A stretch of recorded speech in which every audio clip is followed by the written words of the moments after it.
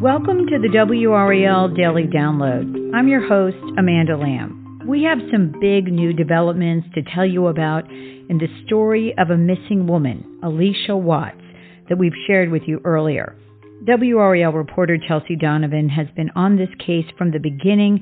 Today, they found the missing woman's body, and the boyfriend who was last seen with her has been taken into custody and now charged with murder, according to authorities. I interviewed Chelsea while she was at the scene Thursday afternoon. Chelsea, welcome to the program. Obviously, this is not the outcome that anybody wanted to have.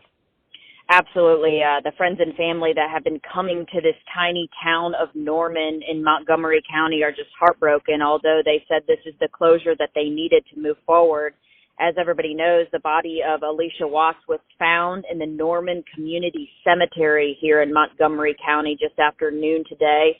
She had been missing, as you'll recall, since July 16th when she was last seen with her boyfriend in Charlotte, her boyfriend James Dunmore, who's now charged in her murder. It was discovered that Allisha Watts was missing when her family filed a missing persons report. They understand that she was last seen on July 16th.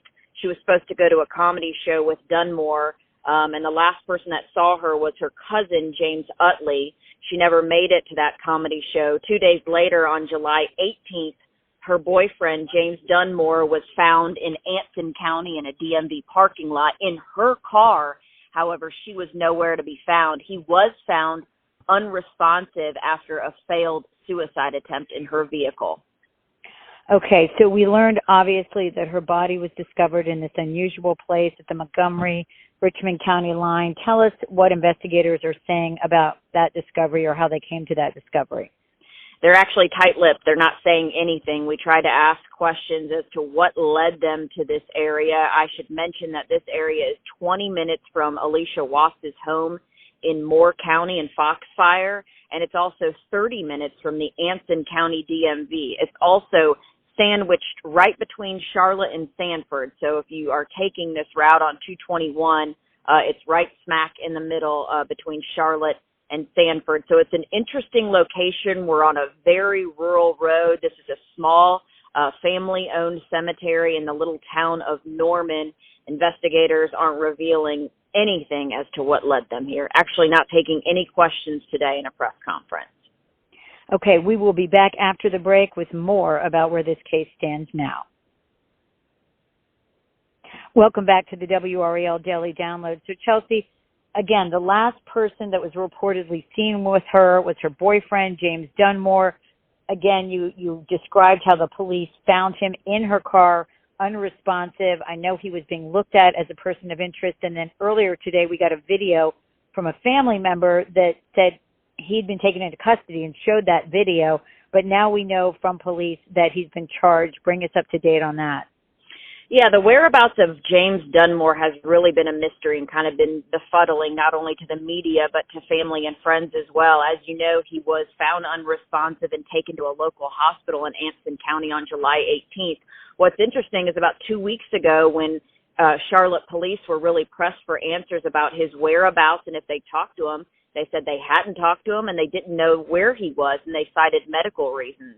They actually wouldn't even name him as a person of interest. So where he has been for the last 3 weeks has sort of been a mystery, and why Charlotte police didn't detain him or have him in custody, also a question that a lot of us want answered. But he was home today and was arrested at his home in University City area of Charlotte, and he was transported to the Montgomery County Jail where he was charged with murder and is there currently under no bond.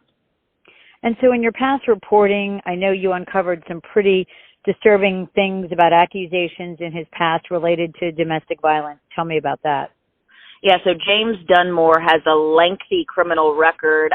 He was convicted on kidnapping, assault, and strangulation charges back in 2003. Those are charges that held about a 5-year prison term. Earlier this year, I uncovered another domestic violence protection order had been taken out on him just as early as May of this year. So 2 months before Allisha Watts went missing, another woman filed a domestic violence protection order against him in Durham County, and she alleged that he tried to murder her, he sexually assaulted her, and he kidnapped her. So he has a very violent history. And, of course, now that he's been charged with Allisha Watts' murder, I think a lot of the friends and family who have come by here are glad that he is off the streets and in custody and locked behind bars. Yeah, and I know, talking about family and friends, they've been so vigilant in searching for Allisha, trying to get any information about her whereabouts. They've been holding these vigils to create awareness. Have you or any of our other colleagues had contact with them today about these developments? Oh, absolutely. So many of them were coming here to the cemetery here in Norman, just crying as they walked down this dirt road to where her body was located in the woods. And as you can imagine, they've all said this is not the outcome that they had been praying for. You know, they've had so many vigils. They didn't expect this. But a lot of them just said, at least this is the closure that we needed to move on, because, it's just been such a mystery as to why she went missing and why she disappeared and why this happened to her so close to home. Right, and so many questions yet to be answered. Well, Chelsea, thank you so much for sharing these developments. It's a very tragic story, but again, hopefully it brings a little measure of closure to the family and friends who've been waiting so long to have some answers in this case.